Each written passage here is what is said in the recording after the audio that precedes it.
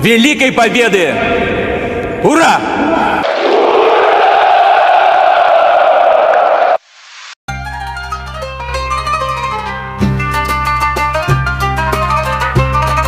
Assalamualaikum. Sebelum kita masuk lebih jauh ke dalam cerita menarik tentang kehidupan umat Islam di Rusia, mari kita bicarakan sedikit tentang siapa Presiden Vladimir Putin. Ya, siapa yang tak kenal dengan sosok pemimpin yang satu ini?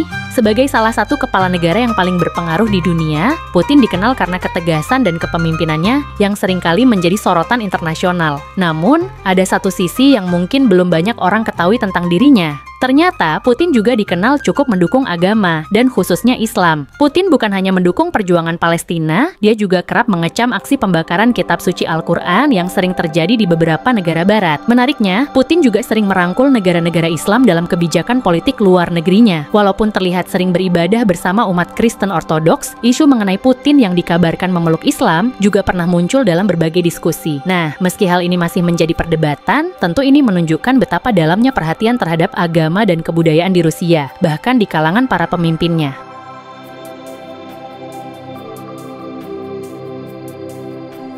Di balik semua perhatian terhadap pemimpin ini, ada fakta menarik lainnya yang sering terlupakan, yaitu kehidupan umat Islam di Rusia, yang ternyata cukup menarik dan penuh tantangan. Nah, di video kali ini, kita bakal membahas tuntas bagaimana Islam bisa berkembang pesat di Rusia, yang sebagian besar penduduknya beragama Kristen Ortodoks. Sejarah singkat masuknya Islam ke Rusia, mungkin sebagian dari kalian bertanya-tanya, gimana sih Islam bisa masuk ke Rusia? Jawabannya cukup panjang, teman-teman, dan dimulai sejak abad ke-7. Pada masa itu, tentara Arab memulai penaklukan besar-besaran ke wilayah Timur Tengah dan Afrika Utara. Dengan kekuatan yang besar, Islam pun menyebar ke berbagai wilayah, termasuk pegunungan Kaukasus yang terletak di bagian selatan Rusia.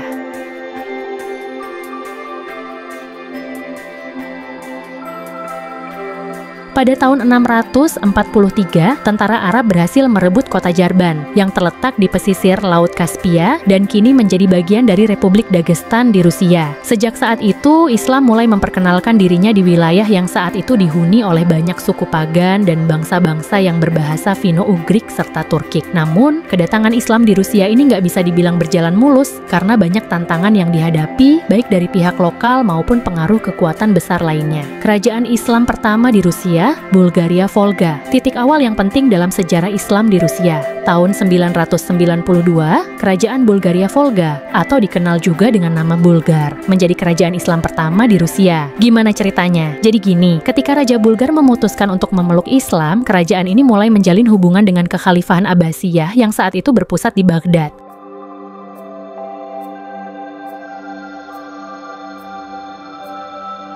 Raja Bulgar, yang kemudian berganti nama menjadi Amir Jafar Ibnu Abdullah, memutuskan untuk menganut Islam setelah melalui proses yang panjang. Keputusan ini tidak hanya mengubah takdir kerajaan tersebut, tetapi juga membawa dampak besar bagi perkembangan Islam di kawasan ini. Setelah Bulgaria Volga, wilayah-wilayah lain di Rusia mulai menerima pengaruh Islam, walaupun Islam tetap menjadi agama minoritas selama berabad-abad, bahkan hingga era Uni Soviet. Islam di Rusia pada era Uni Soviet. Mari kita flash forward sedikit ke masa Uni Soviet, yang mungkin lebih familiar dengan kalian. Selama berabad-abad, Islam di Rusia berkembang meskipun dihadapkan dengan berbagai tantangan. Namun di bawah pemerintahan Uni Soviet, paham komunis yang dominan sangat menekan agama-agama, termasuk Islam.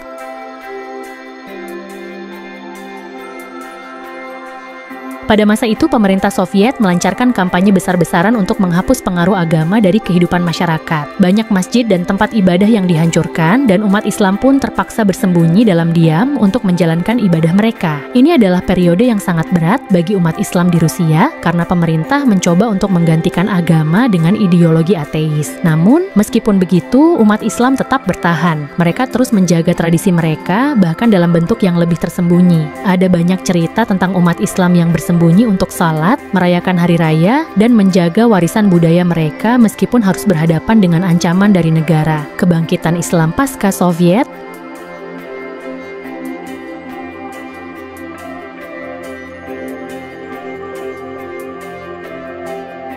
Pasca runtuhnya Uni Soviet pada 1991, Rusia mulai memasuki fase baru dan saat itulah kehidupan umat Islam mengalami kebangkitan kembali. Di wilayah-wilayah yang mayoritas penduduknya beragama Islam seperti Tatarstan, Bashkortostan, dan Dagestan, umat Islam kembali dapat mempraktikkan agama mereka dengan lebih bebas. Pada 2018, jumlah umat Islam di Rusia tercatat sekitar 28 juta orang, yang menjadikannya sekitar 20% dari jumlah total penduduk Rusia. Islam pun menjadi agama terbesar kedua di negara ini setelah Kristen Ortodoks. Banyak masjid besar mulai dibangun kembali dan kehidupan keagamaan kembali berkembang pesat. Misalnya di Kazan, ibu kota Tatarstan, kalian bisa menemukan masjid-masjid megah yang menjadi simbol kebangkitan Islam di Rusia. Kehidupan Muslim di Rusia saat ini.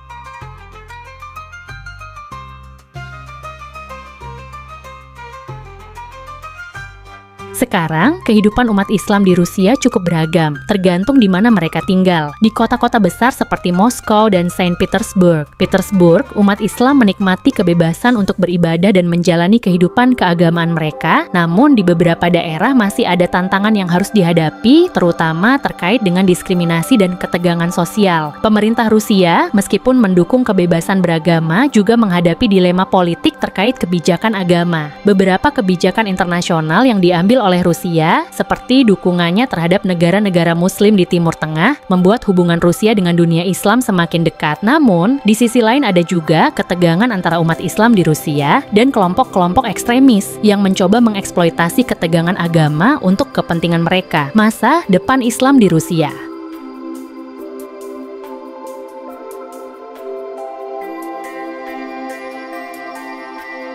Lalu, bagaimana dengan masa depan Islam di Rusia? Dengan jumlah umat Islam yang terus berkembang dan semakin banyaknya generasi muda yang kembali memeluk Islam secara terbuka, masa depan Islam di Rusia terlihat cukup cerah. Namun, tantangan besar masih ada, terutama dalam hal integrasi sosial dan politik. Umat Islam di Rusia harus terus beradaptasi dengan perkembangan zaman, sambil tetap menjaga nilai-nilai agama dan budaya mereka. Islam di Rusia bukan hanya sebuah agama, tetapi juga simbol dari perjuangan dan keberagaman. Meskipun menghadapi berbagai rintangan, umat Islam di Rusia tetap mempertahankan identitas mereka dan terus berkembang, memberikan warna baru dalam sejarah panjang negara ini.